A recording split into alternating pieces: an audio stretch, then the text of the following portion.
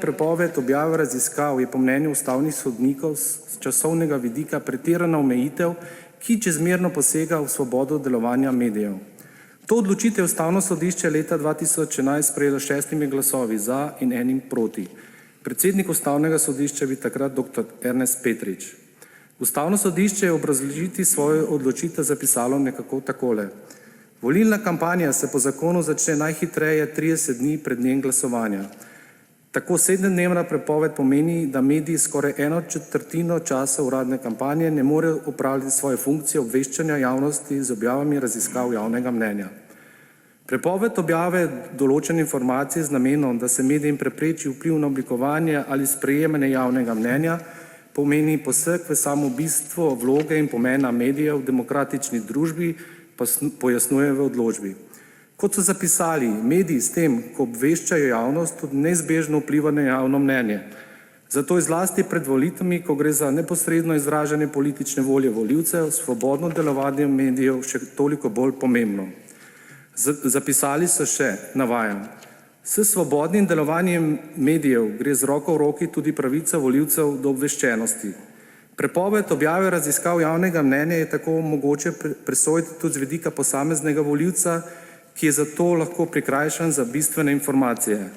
Svobodne in demokratične volitve predpostavljajo, da je volivcu omogočeno, da je o vseh pomembnih vprašanjih obveščen z različnimi, celovitimi in tudi pluralnimi informacijami, saj lahko samo vsestransko informacijo volivec na dan glasovanja v resnici izrazi pravo politično voljo. Za volivca je lahko pomembna, celo ključna tudi informacija o stanju oziroma dinamiki javnega mnenja. Zato je pomembno, da se tudi o tem vprašanju, ki lahko odločilno vpliva na dokončno oblikovanje volje volivca, dotok informacij prekine čim kasneje. Če so ustavni sodniki za neustavno spoznali prepoved objave teden dni pred volitvami, je po našem mnenju še bolj neustavna ureditev, ki bi objavo anket prepovedala za 6 mesecev pred volitvami. Razumemo pa namen predlagatelja. Hvala lepa. Hvala lepa. Končali smo s predstavitvijo stališč poslanskih skupin. Sledi splošna razprava poslank in poslancev o predlogu zakona. Prvi ima besedo dr. Franc Trček. Se opravičujem, predlagatelj najprej. Ja? Hvala lepa. Kar nekaj nesmislov je bilo povedanih, pa se bom samo na nekatere odzval. Predstavnica SD-ja je govorila, da je zakon predvolilna kampanja.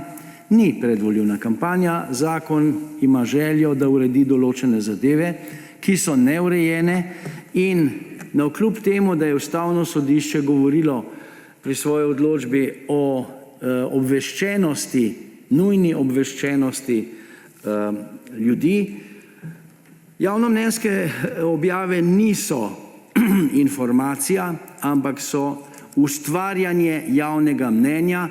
Zato bi bilo mogoče bolje, da bi Ustavno sodišče takrat pripravilo še kakšen predlog, da se sankcionira tiste, ki lažejo v teh javnomnenjskih raziskavah in pišejo procente tako, kot jim nekateri dovolijo in zahtevajo.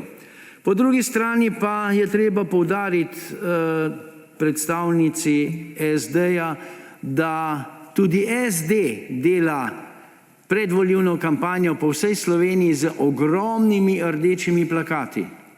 To je pa v redu, ne? To je pa z veseljem, to pa je dovoljeno. Če SD pravi, da je predlagatelj, da ni resen, je to nesmisel. Zakon tako ali tako ne bi vplival na te volitve, ampak bi bilo to šele za naslednje volitve. Pa še nekaj. Če se prepoveduje daljše obdobje pred volitvami, zakaj pa potem prepoved 24 ur pred volitvami? To je neka nelogična povezava, ki jo je verjetno Ustavno sodišče takrat zavrglo ali pa ni razumelo. Danes pa Ustavno sodišče glede na sestavo tako ali tako tega ne razume oziroma noče razumeti, kajti prepričan sem, da Ustavno sodišče deluje v svojem interesu, v interesu nekaterih političnih opcij in je precej daleč stran od realnega pristopa k vsemu skupaj. Morda še k nepovezanim. Ne vem, če je kolega slišal, da smo mi v začetku rekli, da smo podprli željo delavcev migrantov in zato vložili ta zakon, ko je hotel povedati, da, no saj ne vem, če je sam razumel, kaj je hotel povedati. Ko je kolegica iz stranke gospoda Šarca rekla, da gre za neresen zakon, ne vem, zakaj bi bil to neresen zakon. Zagotovo pa ta zakon odraža oziroma odnos do tega zakona odraža določen strah, kaj se lahko zgodi in kaj se bo lahko zgodilo, vkolikor bodo spet kakšni čudežni dečki prišli na pozicijo in se bo potem zopet sesulo. Tako kot se je sesulo po fantastičnih rezultatih gospoda Jankovića, pa ni uspel sestaviti vlade, pa so bili fantastični rezultati pri gospodu Cerarju, pa je skoraj da pokopal državo, pa so bili fantastični rezultati pri gospodu Šarcu, pa je na polovici odnehal.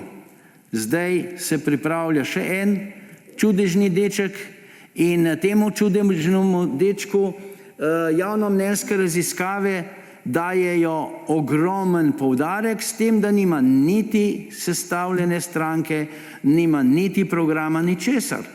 To se pravi, da je evidentno, da gre za ustvarjanje ljudskega mnenja, ne pa za realno stanje.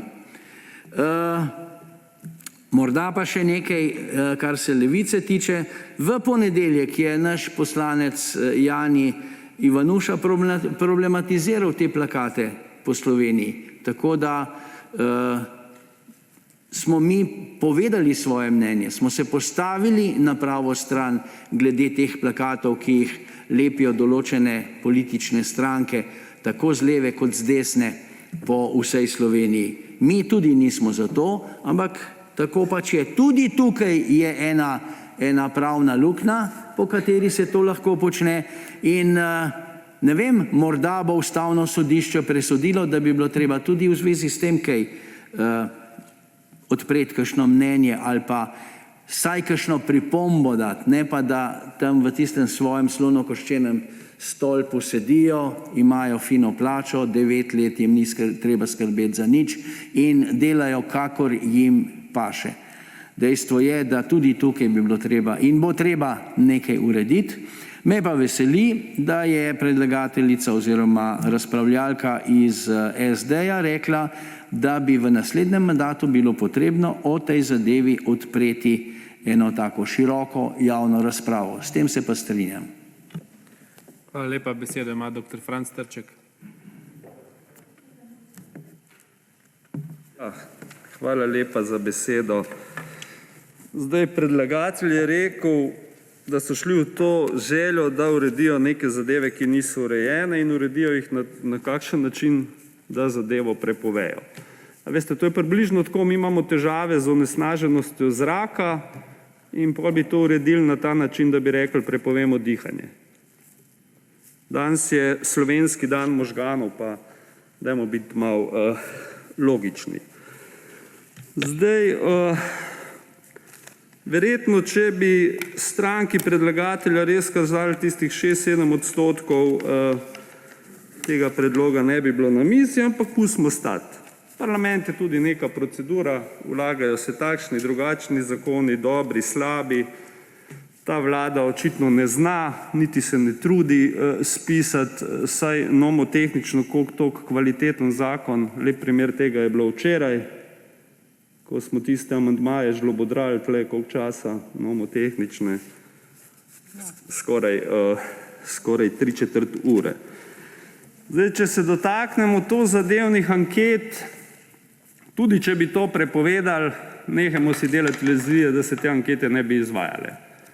Izvajale bi se še bolj manipulativno, kot jih izvajajo neke stranke, ki tonejo in potem res izvajajo nekaj, kar je v bistvu že prepovedano, pa je moralo biti prepovedano, kot te nekako zadnji teden kličejo z fejkom ankete tako zelo zavajajoče. Spomnim se recimo, ko je crkoval LDS, so me enkrat tako poklicali. Ne. Zdaj neka zgodba, ki se tu odpira, je zgodba, ki jo nekdo imenuje čudežni dečki. Tukaj bi se nekoliko celo lahko strinjal. Ne. Veste, če tako rečem, edina vsebinska zunaj parlamentarna stranka dan danes so Pirati, pa ne vem, če imajo glih toliko medijskega prostora kot dr. Golob in njegova ekipa. Ne? Ampak, veste, na vse zadnje, vedno pol, ko je konc volitev, državljanke in državljani rečejo, vsi ste enaki, gor, dol. Veste, mi moramo tudi presekati to infantilnost. Vsi z volilno pravico so odgovorni, kakšna bo sestava 90 nas, ki nas sedi tukaj, ali nas bo sedelo tukaj. In vseh nas 90 je tudi seveda enako soodgovornih. Namesto putinovskega žaganja RTV Slovenije bi dejansko človek pričakoval od javnega zavoda, ne samo TV-ja, tudi radija, tudi za Pirkovičevega MMC-ja, izobraževanje državljank in državljanov o tozadevni problematiki. Ne. Na celo vrsto zadev se ne spoznam, kot poslanec sem se moral preučiti, poglobiti, na te zadeve se pa spoznam. Na vse zadnje sem to študiral, ankete delal 20 let, ne to zadevne, politične, ampak bolj vsebinske.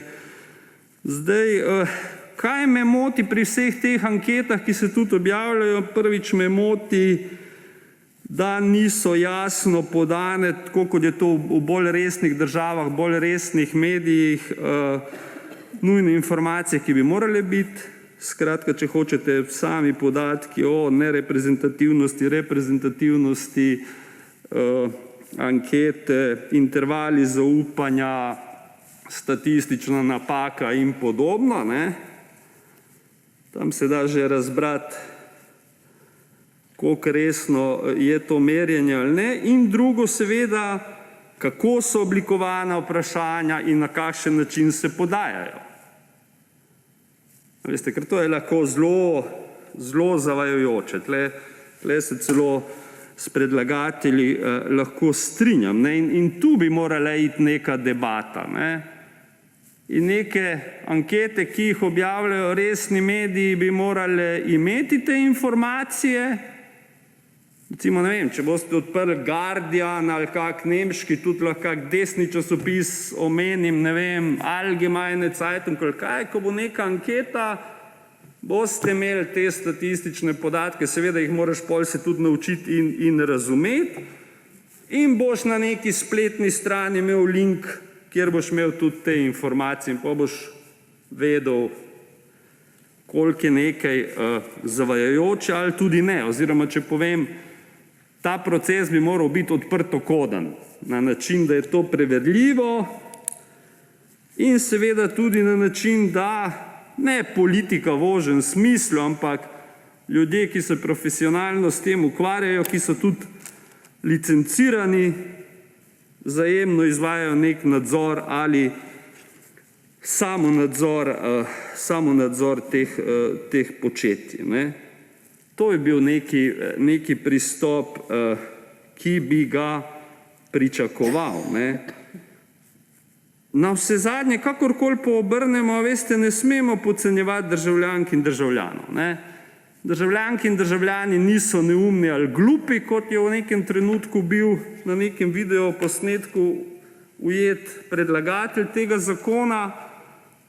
Ja, dostikrat pa, to pa lahko rečem, niso pa ravno razumni, ko so pred volilno skrinjico. Ne. Volitve se še vedno izvajajo na voliščih, ne na Twitterju, ne na Tinderju, ne na Facebooku in podobnih zadevah. Ne. Odrešiteljev v politiki ni. Resna politika je garanje in v 8. letu bolj malo garačev sem srečal v tem državnem zboru, pa tudi vsak, naj mi bo oproščeno, bom rekel, kekec, ne more biti državni sekretar, kaj šele minister, četudi ima aktivno in pasivno volilno pravico. Tretja vlada je zdaj, kaj jo spremljam kot poslanec, iz slabega na slabše gre. Pri tej vladi so državni sekretarji, sekretarke, razen redkih izjem, že skoraj k neke tretja ali četrta postava letečih menjav pri hokeju. Da vam jo malo niti ne veš več. Nekdo pride, nekaj mu dajo za prebrati, na način une risanke Mamblija nekaj prebere. Jelinčič bo dobro vedel, v tistem starem parlamentu Kraljevine Juge se ni bral, si moral znati povedati. V nemškem Bundestagu, v njihovem priporočilu imaš tudi to, da moraš nekaj znati povedati. Mi imamo pa vlado, ki odgovarja državnemu zboru, pa pride na, ne vem, kot da so prišli logopedini ljudje in tako naprej. In to so neke zadeve, ker glede, da je danes res slovenski dan možganov, svetovni je tam nekje junija, se mi zdi, ali julija, pozivam k razumu tako pri obravnavi te tematike, kot tudi na voliščih. Hvala. Hvala lepa. Besedo ima predlagatelj. Hvala lepa. Samo en kratek diskurs. Danes je res slovenski dan možganov, ampak kolega Trček, ko si govoril, da primerjaš onesnaženje zraka in pa zdravljenje te tematike s prepovedjo dihanja, jaz mislim, da v tem primeru je treba zahtevati očiščenje zraka, dihali bomo pa še naprej. Hvala lepa. Besedo ima magistrica Bojana Muršič. Hvala lepa, predsednik, za besedo. V bistvu bila sem omenjena, ker sem predstavljala stališče in med drugim je bilo povedano tudi to, da sem navedla, da je predlagatelj to jemlje kot predvolilno kampanjo. Zdaj, Slovenska nacionalna stranka ni prvič v parlamentu, prejšnji mandat je res ni bilo in če bi bila njihova iskrena želja, bi ta zakon ali pa podoben zakon že lahko bil sprejet. To je prvič. Drugič kot drugič, v parlamentarno proceduro so vložili zakon meseca januarja. Na koncu koncev, če gledamo tako, pa če ne bi vložili zahteve za splošno razpravo, bi ta zakon že lahko bil v proceduri in tudi sprejet. Na to se nekako pozablja. To pomeni, da je vse skupaj bilo tako planirano, da bo ravno v času volilne kampanje ta zakon priromal v Državni zbor v obravnavo. Tretjič kot tretjič bi rada opozorila na to, da v bistvu ta predlog zakona je res, bom rekla, nenavaden, kajti navedeno je v 3. členu, da se naredi prepoved izida volitev v medijih pol leta pred vsemi rednimi in izrednimi volitvami. Čemu so izredne volitve namenjene? Saj izrednih volitev ne moremo vedeti, kdaj bojo. Izredne volitve so v zelo kratkem času, zato se jim tudi reče izredne volitve in začnejo potekati.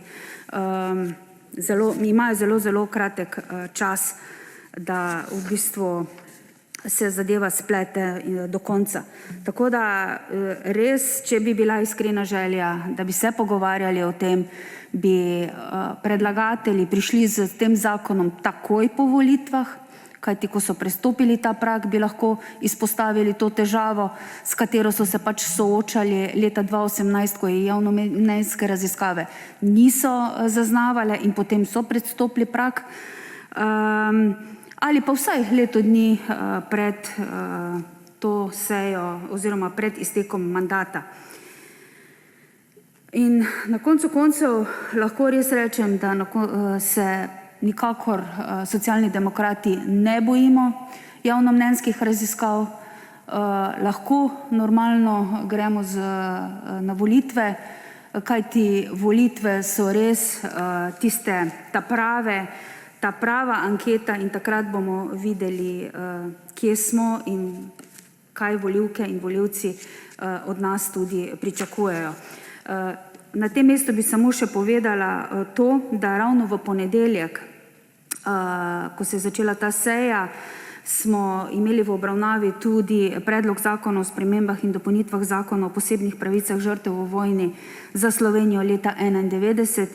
In ja, prav njihov predstavnik Slovenske nacionalne stranke je povedal, pa bom tudi tukaj, mi dovolite, citirala: vsebina zakona, ki ga imamo pred seboj, je čisto politična, saj gre za poudarjanje dogodkov v letu 1991 strani agresorja in moralno zavezo strani osvoboditelja, da se povrne škoda čisto vsem prizadetim. In ja, tudi tukaj je šlo za politično zadevo tik pred volitvami.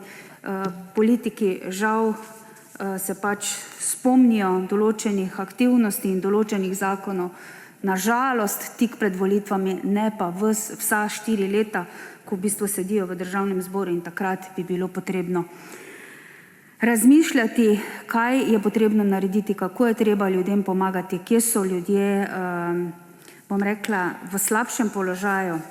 Tako da res ob vsem tem treba je gledati vse 4 leta in ne zgolj in samo tisti zadnji mesec pred volitvami. Hvala lepa. Hvala lepa. Besedo ima predlagatelj. Najprej odgovor. Kdo določa in umešča zakone na dnevni red? Predsednik Državnega zbora. A ne? To se pravi, če smo mi začeli s tem januarja, smo pač čakali in čakali, in potem smo šli pa v javno razpravo. In mislim, da s tem ni nič narobe. In gospa Muršič, če bi želeli sodelovati v razpravi, bi lahko vložili amandmaje k tistim členom, za katere sodite, da niso v redu. Ampak vi niste hoteli tega početi, ampak vam je interes, da čim bolj stolčete ta zakon. Ampak dobro, je pač to vaše mnenje. To, da se ne bojite javnomnenjskih raziskav, seveda se jih ne bojite. Se imate v glavnem podporo medijev ves čas. Ne ves čas samo v tem mandatu, ampak ves čas od leta 1992 naprej. To se pravi, jasno, da se vam ni treba bati, ker bodo delali tako, kot vaši šefi hočejo, čeprav moram reči, da tudi moč vaših šefov počasi pojema. Glede tistega zakona, ki ste ga omenili, pa da se vrača čisto vsem prizadetim. Ja, mi nismo, da se poravnava nekaj čisto vsem prizadetim, kajti nekateri prizadeti so bili tudi na drugi strani tistih, ki smo se borili za osamosvojitev. Na vaši strani so pa nekateri taki, ki jim samostojnost in neodvisnost Slovenije ni intimna opcija. Hvala lepa. Dajmo se držati teme zakona. Besedo ima Nataša Sukič. Ja, hvala za besedo. Vse kaj dosti k temu, kar sem v stališču povedala, niti nimam za dodati. Glejte, meni niti ni pomembno, ali je stranka SNS to potezo potegnila kot svojo predvolilno kampanjo. Čisto vseeno mi je po pravici povedano, glede na to, kaj vse počnejo nekatere druge stranke, pa ne samo zdaj, ampak kot rečeno, z jumbo plakati čez celo obdobje, ves čas, konstantno, permanentno, tako da to niti ni pomembno. Pomembno je bolj intenca oziroma vsebina. Nekaj prepovedati, mislim, to pomeni dodaten poseg v demokracijo, ki je resno ogrožena v zadnjih 2 letih.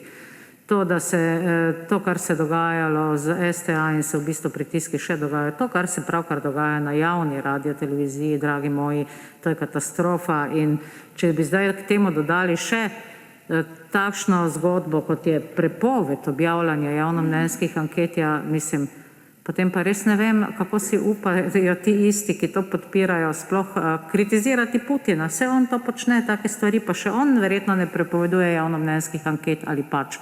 Prav zanimivo bi bilo vedeti, v katerih državah so javnomnenjske ankete, objava njihova prepovedana. Prav res me zanima, mogoče predlagatelj ve, tega nisem nikjer zasledila, koliko je takih držav, v katerih državah je to dejansko prepovedano. Ker mislim, da res, zakaj bi se bali informacij, tudi če niso najbolj profesionalno izpeljane. Se je kolega Trček jasno opozoril, seveda bi se bilo treba pogovarjati o tem, kako doseči, da bi bile te ankete vse posod čim bolj profesionalne, kako bi se ljudem razložilo, po kakšni metodi so bile upravljene, da bi jih razumeli. Ampak verjemite, če bomo mi to prepovedali, pa ljudje bodo še bolj našli te vire, ker stranke bodo pač naročile te ankete in jih bodo pač objavljali na svojih socialnih omrežjih. A mislite, da ljudje ne bodo šli in sledili temu?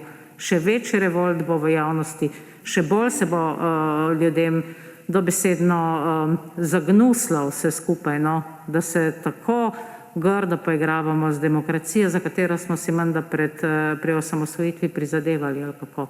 Jaz res ne razumem, kako vam lahko take stvari sploh padejo na pamet. Razumem pa, seveda, razumem SDS.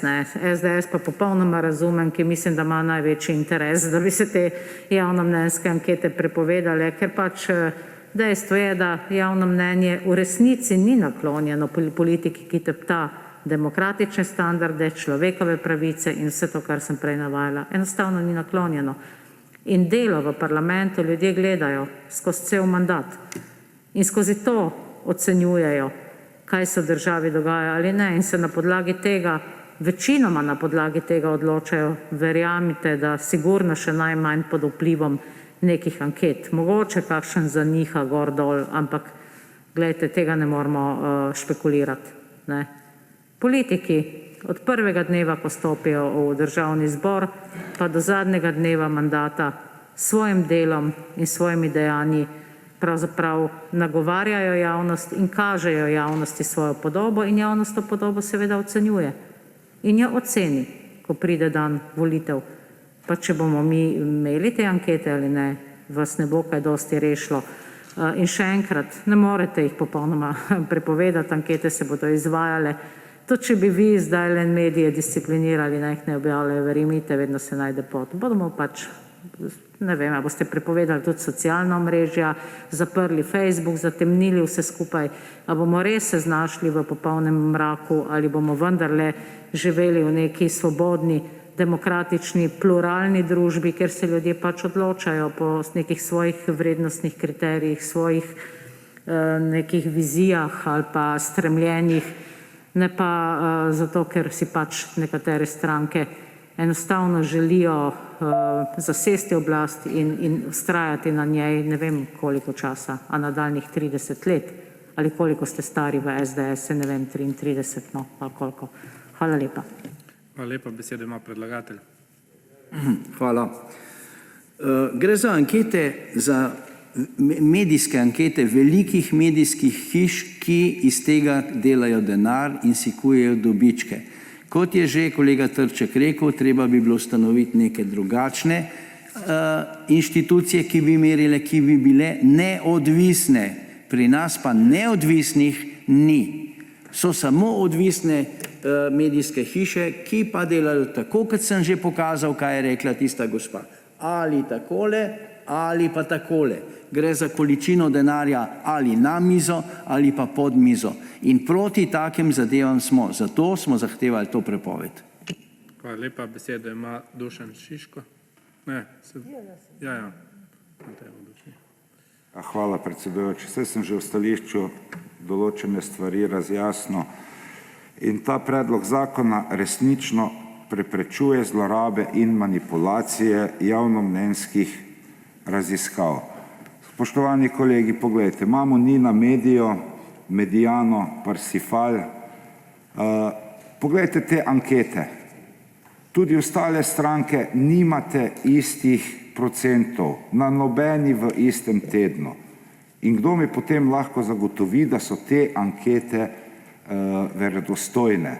Te ankete so odvisno, koga pokličejo. In zato smo se odločili, da damo v proceduro ta predlog zakona, da se prepovejo te javnomnenjske raziskave. Ta predlog zakona zagotavlja volivcem pogoje, v katerih bodo lahko na volitvah svobodno in nemoteno oblikovali in izrazili svojo resnično voljo, kar jim mora biti zagotovljeno po 1. členu Ustave Republike Slovenije. Pojdite malo med ljudi, ne samo iz parlamenta domov, na ulico, pa vam bojo povedali.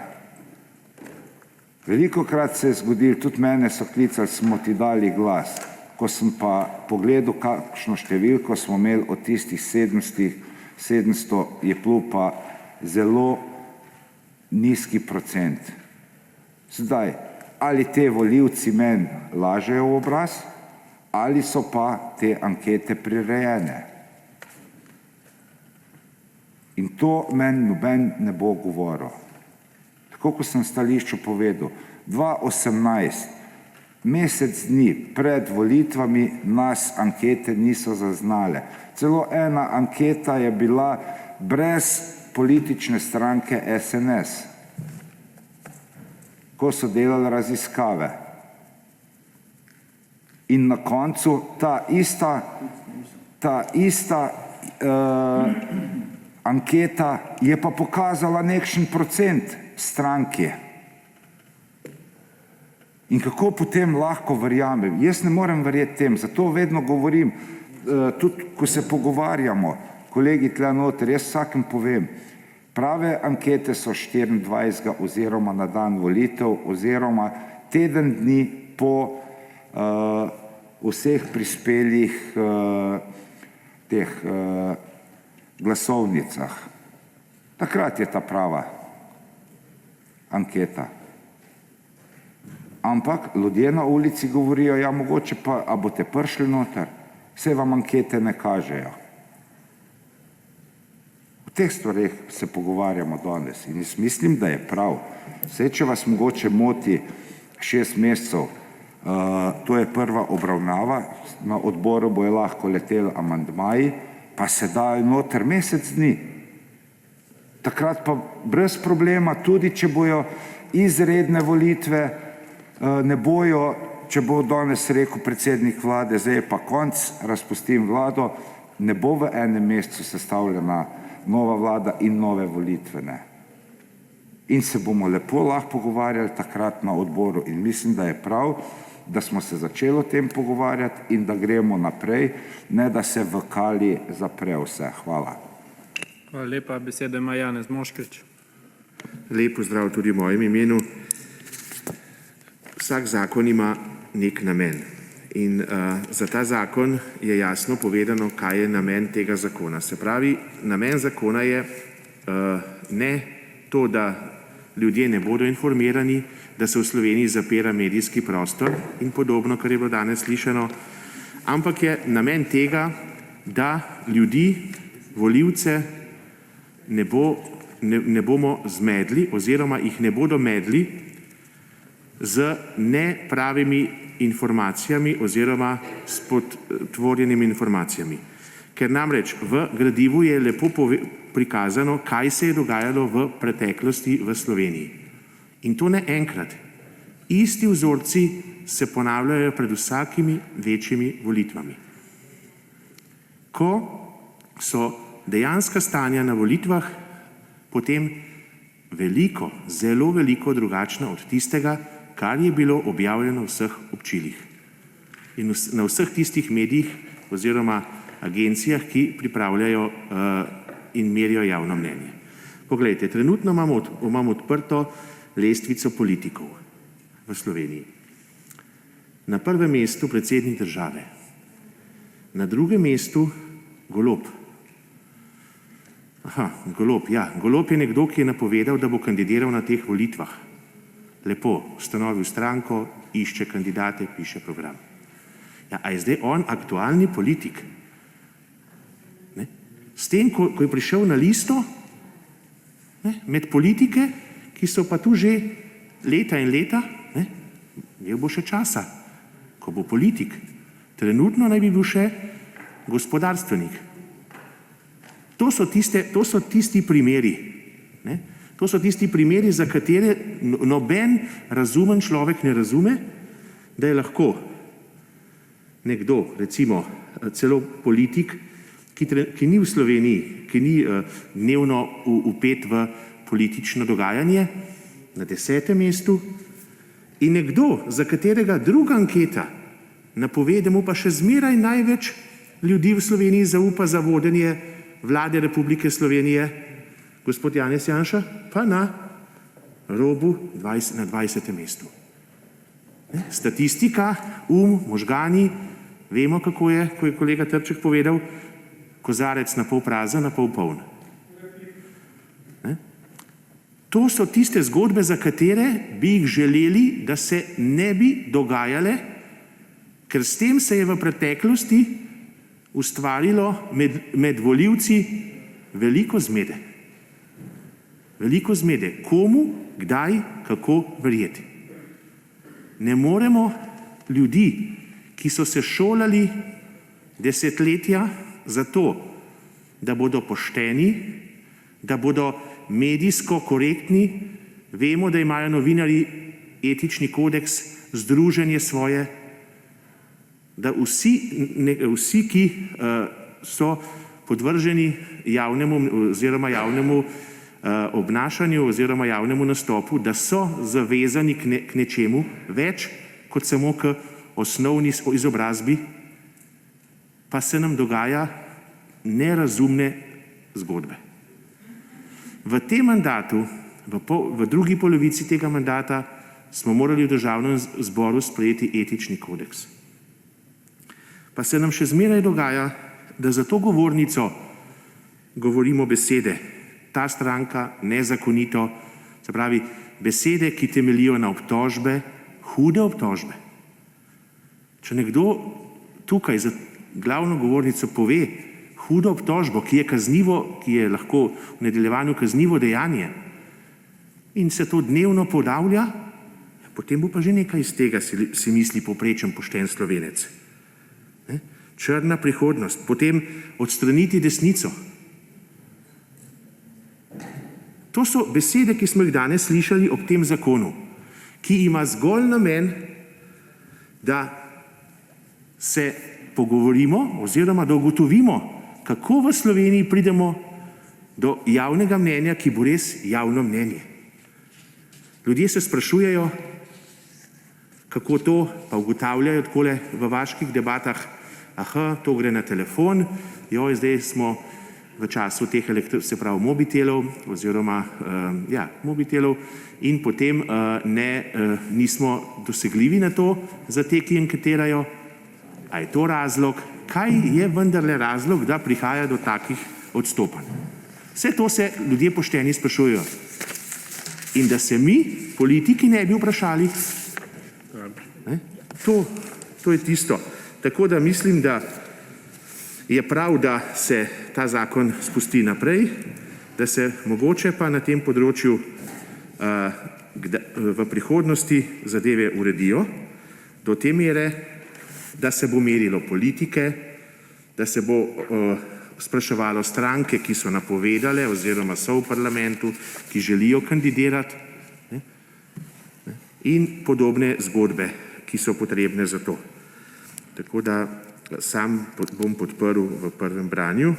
Seveda časovnico je pa tudi predlagatelj povedal, da je verjetno kar dolga, pa bomo videli, kaj bo z amandmaji. Hvala lepa.